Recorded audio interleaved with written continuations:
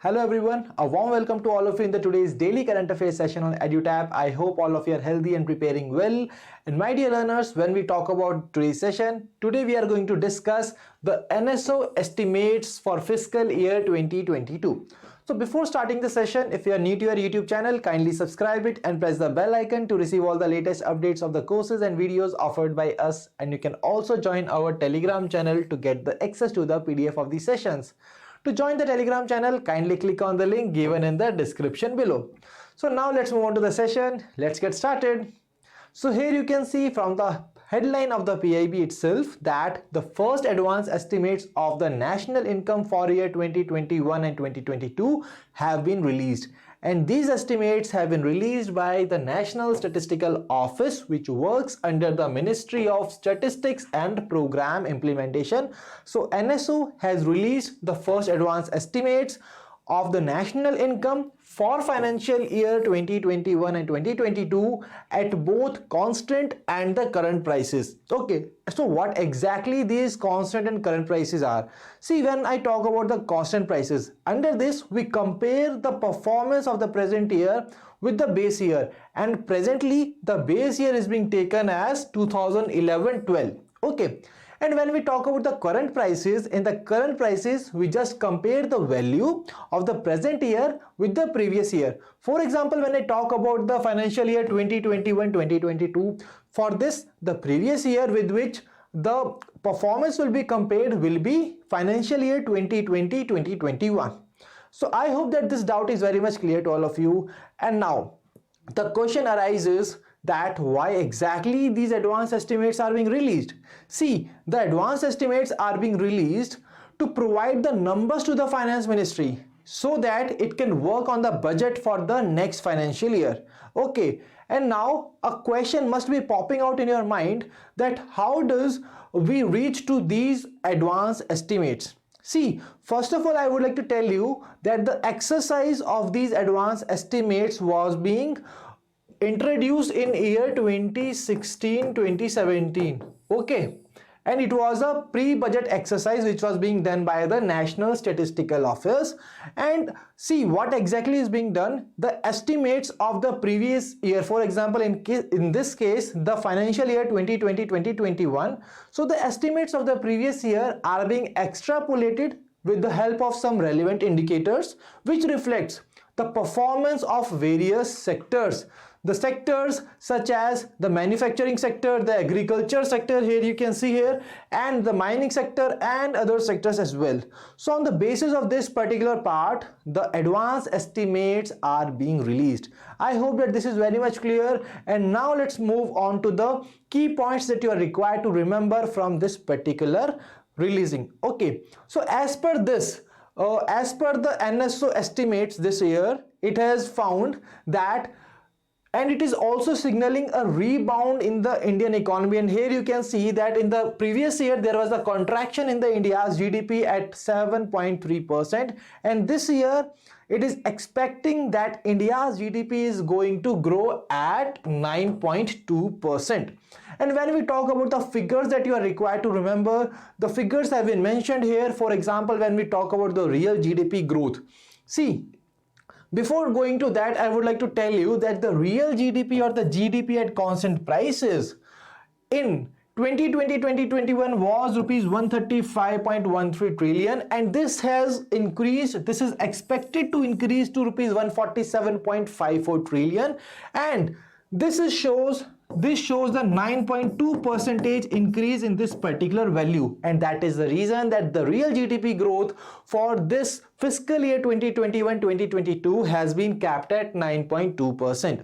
And when we talk about the real GVA at the basic prices in year 2021-2022, then it was 124.53 trillion rupees in fiscal year 2020-2021, and it is expected to increase to 135.22 trillion. That shows an increase of 8.6%.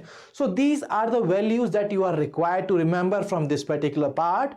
And now I'm also having the first advanced estimates the industry wise. Okay, and when we talk about the industry which is really going to have a maximum percentage increase as compared to the previous year, then it is going to be the mining and quarrying industry with the increase in the percentage change of 14.3%. And apart from that, the manufacturing is the next industry which is going to flourish with a percentage increase of 12.5%. And the other important percentages are also being mentioned here. You can go through them. And now we are moving towards the first practice question of our today's session. And the first question is, as per the first advanced estimates of the national income for 2021-2022, India's growth in the real GDP during 2021-2022 is estimated at, and as per our discussion, it is really very easy to answer that the right answer is option A, 9.2%. So I hope that this is very much clear. See, this is one such question which can be asked from this, but you are also required to remember the other data as well that we have discussed in the today's session, because they are also very probable to be asked in the exam. Okay, so now let us move on to the next topic, and the next topic is about the one of the corporate social responsibility initiative which is being taken by one of the Indian public sector enterprises, and you are just here required to identify the name of that particular public sector enterprise which has, as a part of its CSR initiative, it is aiming to help eliminate TB in the states of Punjab and Uttar Pradesh. So let's find out the answer by discussing this particular news. And here you can see that Indian Oil CSR initiative to help eliminate TB in Punjab and Uttar Pradesh. Okay, and what exactly is the objective of this? See, the Indian Oil Corporation Limited has recently committed to eliminate the TB in the Punjab and Uttar Pradesh. Okay, and what exactly is the objective? The objective is to screen and test the entire pollution of these two states every year, and they are going to perform this exercise for a period of next 3 years. And apart from that, now see, you can just go through this particular data from the exam point of view, but what exactly is important? Why they have chosen these two particular states, that is the Uttar Pradesh and the Punjab. See, in Uttar Pradesh, the amount of cases in the Uttar Pradesh for year 2020 was almost 20%. It was over 20% of the country. And when we talk about the number of cases which missed due to lack of testing, then also around 25% of the cases only belongs to the Uttar Pradesh. Apart from that, when we talk about Punjab, in the Punjab there a lot of migration takes place, that is a lot of people from the other states migrate to Punjab, and in order to provide those proper testing facilities to provide the adequate facilities, the treatment facilities to the patients, it is really required to test and screen the people if they are having this particular disease or not. And that is the reason that these two particular states have been chosen by Indian Oil Corporation Limited to screen and test in order to eliminate the TB and to support and to provide its contribution towards the National TB Elimination Program. Okay, and now my dear learners, here I want to add here that as a part of the Sustainable Development Goals, it is being targeted to end TB by year 2030. But when we talk about the India targets the elimination of TB from India by year 2025. So this is once again a very important part that you are required to remember.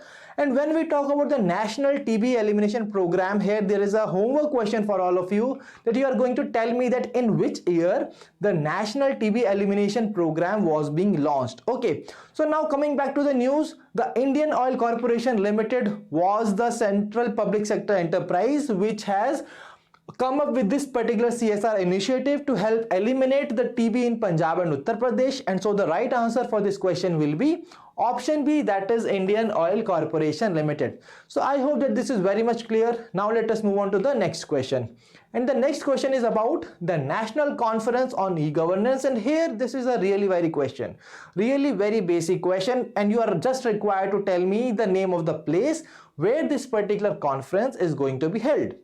And here you can see that Union Minister Dr. Jitendra Singh has recently inaugurated the 24th National Conference on the e-governance, and this particular conference was being held in Hyderabad, Telangana. And what exactly was the theme of this conference is also very important, and I am marking the star here, as this particular conference was held with the theme of India's Tech Aid, Digital Governance in a Post-Pandemic World. Okay, so when we talk about the right answer for this particular question, the right answer will be option C, that is Hyderabad.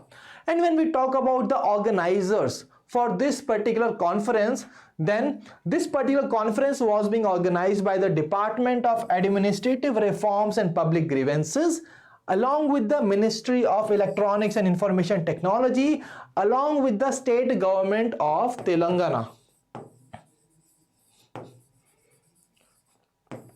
Now, my dear learners, from this e-governance, I just got a particular news in my mind, that is the Good Governance Day. When we talk about the Good Governance Day, the Good Governance Day is also being celebrated every year on 25th of December, which commemorates the birth anniversary of Shri Atal Bihari Vajpayee ji, our former Indian Prime Minister. And when we talk about the Good Governance Day, then I am also getting one more news in my mind, that is about the Good Governance Index 2021. And when we talk about the Good Governance Index 2021, I want to tell you that in the Good Governance Index 2021, Gujarat was the top performing state.